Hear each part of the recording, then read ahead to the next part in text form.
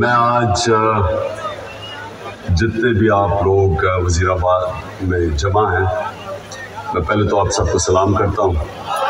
اللہ کا شکر ادا کرتا ہوں کہ جتنے لوگوں کو گولیاں لگی 12 یا 13 لوگوں کو سوائے معظم شہید کے سب لوگ ہم بچ گئے. اور یہ خاص اللہ کا معجزہ ہے کہ اتنی گولیاں لگنے کے باوجود کوئی بھی ایسا نہیں ہوا کہ اگر وہ گولیاں تھوڑی ادھر ادھر ہو جاتی تو شاید بہت زیادہ لوگ جان کھو بیٹھتے.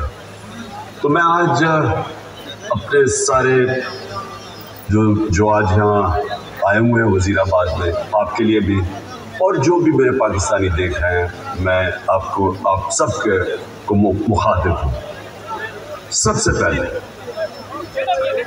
یہ جو حادثہ ہوا، یہ جو حادثہ نہیں، یہ جو پلان کر کے مجھے قتل کرنے کی کوشش کی گئی، میں پھر پہلے واضح کر دوں کہ یہ سپٹمبر میں پلان بنا تھا. سپٹمبر میں پلان بنا تھا. 24 سپٹمبر کو اس پلان کا میں نے پبلک جلسے کے اندر میں نے یہ بتایا کہ یہ پلان بنا ہے. میرے خیال میں جلسہ رحیم خان تھا کہ یہ کس طرح دینی انتہا پسند کے اوپر ڈالیں گے. پلان بنا تھا ایجنسی، یہ جو جنرل فیصل اس نے، اور یہ جو 2 نون لیگ کے جو قاتل ہیں ماڈل ٹاؤن میں، انہوں نے قتل کیے لوگوں کو، دن دہاڑے قتل کیے لوگوں کو، گولیاں مروائیں پولیس سے. شہباز شریف نے ایکسٹرا جوڈیشل کلنگ، پولیس مقابلے میں لوگ مارے، اس کی ہیومن رائٹس نے اس کے اوپر پوری رپورٹ دی ہوئی ہے. رانا ثناء اللہ کے اوپر جو 18 قتل ہے، یہ عابد شلیل کے باپ نے کہا ہوا، تو یہ قاتل ہے. انہوں نے مل گئے یہ جنرل فیصل کے ساتھ، انہوں نے یہ پلان کیا. پلان کیوں کیا؟ کہ اگر دینی انتہا پسند مارے گا تو ان کے اوپر سے ساری ذمہ داری اٹھ جائے گی. اس کا مطلب کہ عمران خان نے لوگوں کو کوئی توہین مذہب کیا، کوئی اس نے توہین رسالت خدا نخواستہ کی، اس کی وجہ سے یہ ایک اشتعال میں آ کے ایک دینی انتہا پسند نے قتل کیا. یہ سارا پلان ہے. ہمیں پتہ تھا. میں نے 2 جلسوں میں پبلک کو بتایا کہ یہ پلان بنا رہے ہیں، اور یہ پلان پھر وزیر آباد کے سامنے آیا. اور یہ جس لڑکے نے گولیاں چلائی، ایک دم کور اپ شروع ہو گیا کہ جی بس وہ ایک دینی انتہا پسند تھا اور وہ اذان نہیں تھی، اور یہ اور سارا جو مذاق کیا گیا وہ بھی کور اپ تھا. پیچھے یہ بیٹھے ہوئے تھے جو پورے کنٹرول کر رہے تھے کہ نیریٹو کیا ہوگا. اور پھر جب یہ ہمیں پتا تھا، کیونکہ مجھے تو پتا تھا کہ پہلے ادھر سے گولیاں پھر دوسری طرف سے آئی. یہ بھی کہا گیا کہ نہیں جی یہ تو صرف ایک، اور وہ کہتا ہے اگر کسی کو شک ہونا چاہیے تو وہ جب خود کہتا ہے کہ جی میں اکیلے نے کیا ہے، تو ادھر سے بھی پتہ چل جانا چاہیے کہ پیچھے سے اس کو طوطے کو پڑھایا جا رہا تھا. اور اب جب فورینزک ہوا ہے اس کنٹینر کا، تو واضح ہو گیا کہ 2 مختلف قسم کی گولیاں استعمال ہوئی، یعنی 2 شوٹر تھے. تو جو سارا ان کا پلان بنا ہوا تھا کہ سلمان تاثیر کا قتل ہوا، دینی انتہا پسند نے کیا، وہ سارا وہ ختم ہو گیا. اب دوسری چیز کہ آج میں خاص طور پہ ایک تو ابتسام کو، جو ماشاءاللہ ایک ہیرو ہے، کیونکہ میں نے جب اس کی فوٹیج دیکھی کہ ایک عام آدمی دیکھ رہا بندوق اس کے ہاتھ میں اور اس کے باوجود وہ پکڑ، میں تو پہلے اس کو سلام کرنا چاہتا ہوں کہ ہمارے نوجوانوں میں اس طرح کا جذبہ ہے. یعنی ایسے ہمارے نوجوان ہیں جو کہ اپنی جان خطرے میں ڈال کے اور وہ بچانے کی کوشش کر رہے تھے مجھے. تو میں تو اس کو اب میں کیا کہوں گے، شکر ہے. میں تو اس کی والدہ کا بھی شکریہ ادا کیا کہ آپ نے ایسے اپنے بیٹے کو تربیت کی.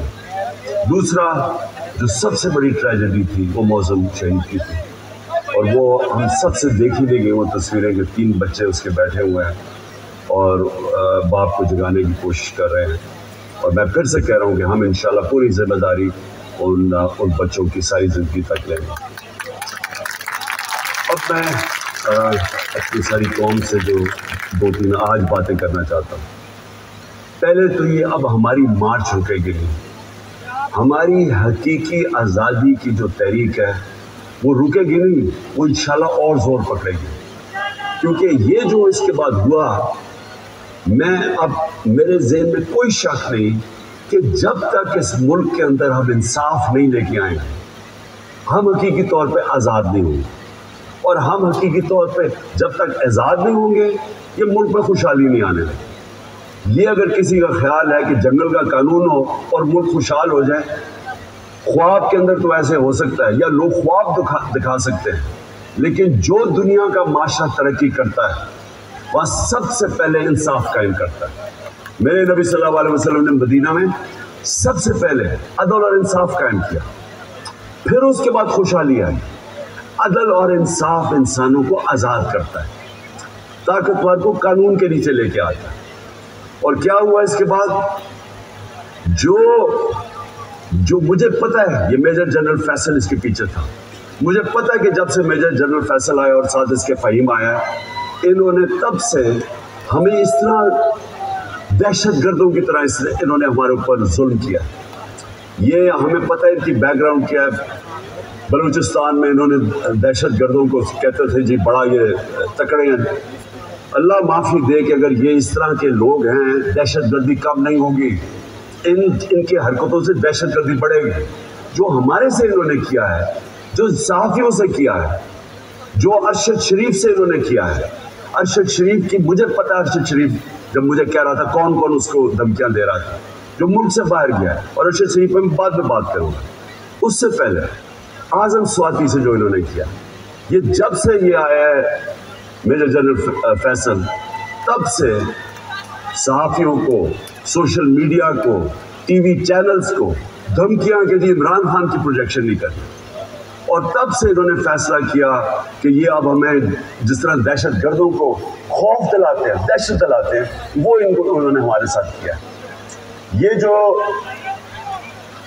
ایف آئی آر رجسٹر نہیں ہو رہی, میں پاکستان کا ایکس پرائم منسٹر ہوں, میں سب سے بڑی پارٹی کا سربراہ ہوں, میں اپنی ایف آئی آر رجسٹر نہیں کر سکا کیونکہ میجر جنرل فیصل کا نام آ گیا.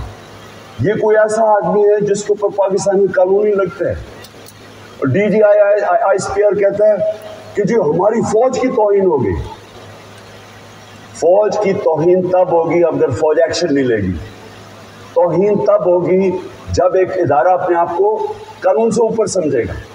جب وہ یہ کرے گا کہ پرائم منسٹر کا اگر ایف آئی آر رجسٹر نہیں ہوتی, میں سوال پوچھتا ہوں کہ عام آدمی کی کیا حیثیت رہے گی اس ملک میں؟ ایک عام آدمی سے جب کوئی ظلم کرتے ہوں گے یہ لوگ, تو وہ کیا کرتا ہوگا, وہ کدھر جاتا ہوگا؟ اور یہ جب تک یہ جنگل کا قانون رہے گا یہ ملک ترقی نہیں کر سکتا. ہم آزاد نہیں ہو سکتے. انصاف حقوق دیتا ہے, حقوق انسان کو آزاد کرتے ہیں. یہاں تو prime minister ex prime minister کے حقوق نہیں ہیں. میں ایف آئی آر رجسٹر نہیں کر سکتا اس میجر جنرل فیصل پہ, ان کے اوپر نہیں کر سکتا. یہ جو پرائم منسٹر اور یہ جنہوں نے, میں پھر سے کہوں, ماڈل ٹاؤن میں دن دہاڑے لوگوں کو قتل کیا تھا, جن کی ایکسٹرا جوڈیشل کلنگ کی کہانیاں ہیں, اگر ان کے اوپر ہم نہیں کر سکتے تو فائدہ کیا ہے؟ کیا وہ جو لڑکا وہ جو جس نے اپنے بیان بدلے ہیں, اور کیا وہ لگتا تھا دینی انتہا پسند؟ اسے ذرا دیکھیں, کیا وہ اس کی بیک گراؤنڈ ہے, کیا وہ اتنا کوئی دینی آدمی لگتا تھا کہ وہ جا کے کسی کو گولی مار دے گا؟ اور اس کو جس طرح طوطے کی طرح پڑھایا گیا, سبق پڑھائے گئے, اور پھر جیسے ہی پتہ چلا, اور جو ہم نے تو اوپر سے ہمارے گولیاں گزری ہیں, کہ جیسے ہی واضح ہو گیا کہ دوسرا شوٹر تھا, اس کا مطلب یہ جو سارا پروگرام بنایا ہوا تھا سپٹمبر میں کہ دینی انتہا پسند عمران کو قتل کرے گا کیونکہ اس نے توہین کر دی, وہ سارا ختم ہو گیا. اور میں اس لیے سپریم کورٹ کے چیف جسٹس کو آج مخاطب کرنا چاہتا ہوں. دیکھیں سر, آپ کی بہت بڑی ذمہ داری ہے آج پاکستان. قوم آپ کی طرف اب دیکھ رہی ہے. قوم یہ دیکھ رہی ہے کہ پاکستان کا ex prime minister first information report اپنی درج نہیں کروا سکتا, جو اس کا حق ہے. انویسٹیگیشن ہو, اس کے بعد پتہ چل جائے کہ کیا جو ٹھیک ہے یا نہیں. میں آپ کے سارے जो मुझे पूरा पता है कि ये प्लान कब से बना, कैसे बना, वो वीडियो किसने निकाली, किस एजेंसी ने वो वीडियो निकाली, कौन से एजेंसी के साथ ये जो वकार सती है इसने उसको उठाया, फिर किस तरह वो पीटीवी ने 4 दिन चलाई, और पीटीवी 4 दिन इस तरह की चला रहा है वीडियो इश्तियाल देने के लिए और प्लान करने के लिए कि जब ये कत्ल करेंगे तो कहेंगे जी तो इसने बड़ी तौहीन कर दी मजहब की। और उसके बाद ये जो नून लीग थी, ये जो वो दोनों मरियम, दोनों झूठी, और फिर ये जो जावेद लतीफ़, इन्होंने जो प्रेस कॉन्फ्रेंस करते हैं, मैं तब से लगा हुआ हूँ कहने कि इनका प्लान बना हुआ था कुछ और।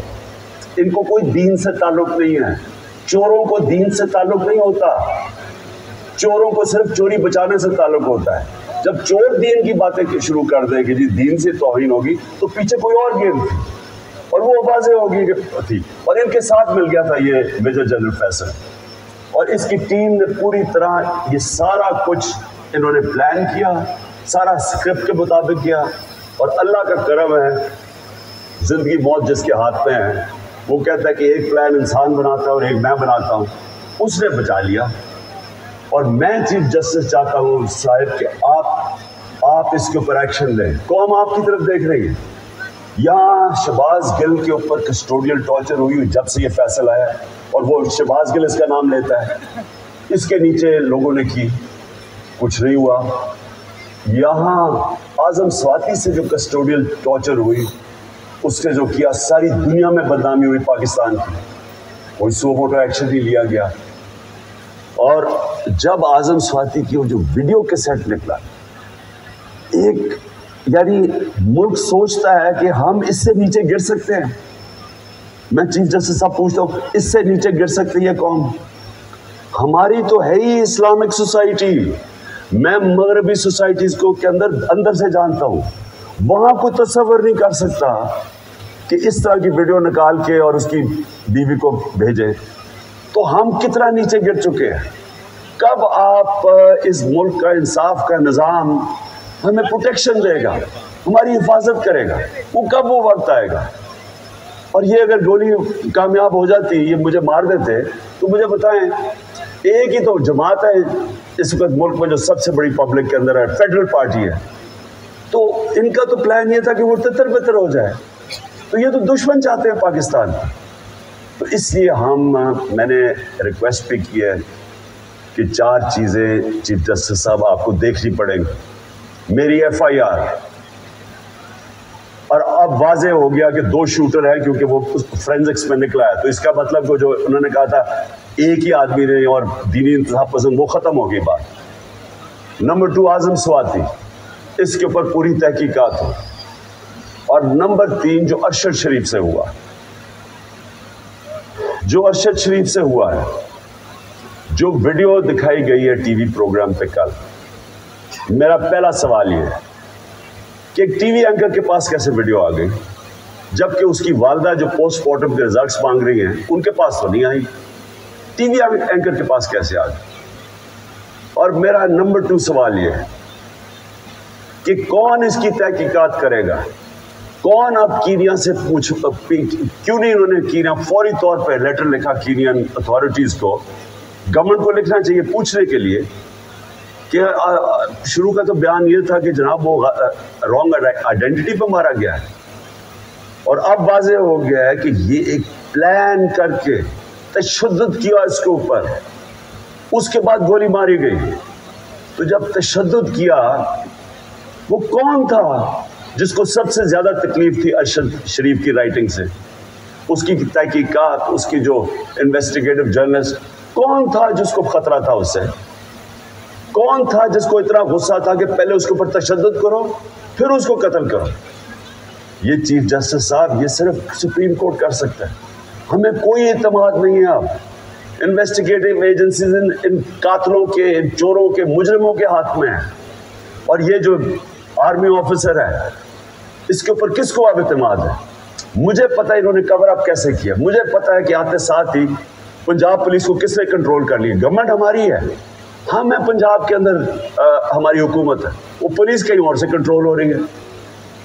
और अब पुलिस से मैं FIR नहीं रुकवा सकता। और फिर कौन से किसने जाके उसकी टेप रिलीज की? ये कौन सी दुनिया में होता है? ہم سر بنانا ریپبلک بننے جا رہے ہیں. بنانا ریپبلک کے اندر کوئی انصاف نہیں ہوتا، اس لیے وہ بنانا ریپبلک ہے. وہاں جنگل کا قانون ہوتا ہے، اور یہ جنگل کا قانون بننے جا رہا ہے. اور اس وقت یہ ملک کو بچانا ہے آپ نے. دیکھیں ملک اس وقت اداروں کے اندر، قوم جو ہے وہ اداروں کے اندر اعتماد کھو بیٹھی ہے.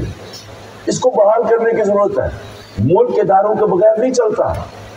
ادارے ملک کو چلاتے ہیں. مغرب میں اور ہمارے میں اور ڈیولپڈ ملک اور غریب ملکوں میں فرق ہی یہ ہے کہ ان کے ادارے مضبوط ہیں، کوئی قانون سے اوپر نہیں ہے.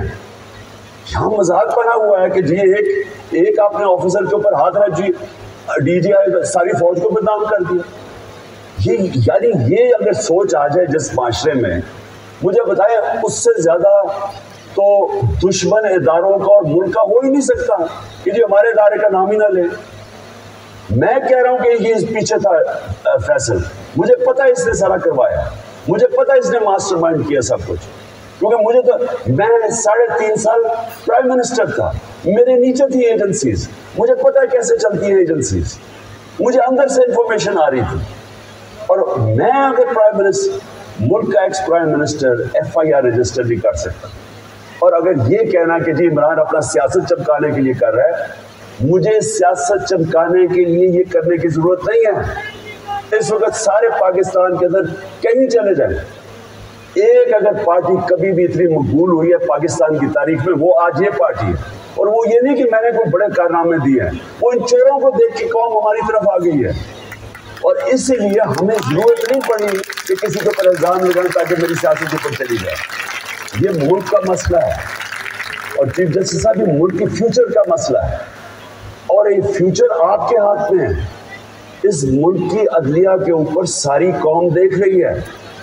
اس وقت لگتا یہ ہے کہ بس ایک یہ جو چاہے گا، یہ فیصل جیسے لوگ جو چاہے گا ان کے سامنے کوئی کھڑا ہی نہیں ہوتا. اور یہ ملک سے دشمنی ہو رہی ہے. ملک تب تکڑے ہوتے ہیں، میں پھر سے آپ کو کہوں، جدھر قانون کی حکمرانی ہوتی ہے. اور میں آخر میں خاص طور پر پاکستان کی وکلا کمیونٹی کا خاص طور پر شکریہ ادا کرتا ہوں کہ جس طرح وہ کھڑے ہوئے ہیں. اور مجھے خوشی یہ ہے کہ وکلا یہ سمجھ گئے ہیں کہ اب ان کی ذمہ داری ہے رول آف لا، قانون کی حکمرانی قائم کرنا پاکستان کی وکلا کمیونٹی کی ذمہ داری ہے. اور یہ ایک ڈیفائننگ مومنٹ ہے پاکستان میں. ہر وہ آدمی جو اس ملک میں رول آف لا چاہتا ہے، اور رول آف لا کے بعد ہی حقیقی جمہوریت آتی ہے، اور حقیقی جمہوریت ہی حقیقی آزادی ہوتی ہے. یہ سب اکٹھے چلتے ہیں. اس وقت کچھ بھی نہیں ہے یہاں.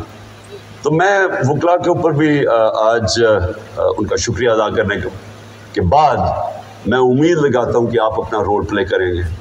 اور میں اپنے سارے جو آج لوگ آئے ہیں اور جو آج جدھر سے ہماری مارچ شروع ہو رہی ہے، میں آج سب کو پیغام دینا چاہتا ہوں کہ دیکھیں یہ عمران خان کے لیے نہیں ہو رہا. جدوجہد کی ضرورت ہے. میں تیار ہوں، جب تک میں زندہ ہوں میں اس کی پوری جدوجہد کروں گا. جب تک میں زندہ ہوں میں کبھی پیچھے نہیں ہٹوں گا. اور میں انشاءاللہ پنڈی پہنچوں گا، اور جب یہ قافلہ انشاءاللہ پنڈی پہنچے گا میں ان کو وہاں ریسیو کروں گا.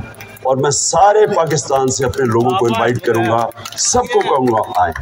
کیونکہ یہ اس وقت جو اس ملک کی حقیقی آزادی میں شرکت نہیں کرتا، وہ یاد رکھیں کہ وہ اللہ نے ہمارے دین کے اندر یہ ہمیں حکم دیا ہے کہ ظلم اور نا انصافی کا مقابلہ کرو، جس کو کہتے ہیں جہاد.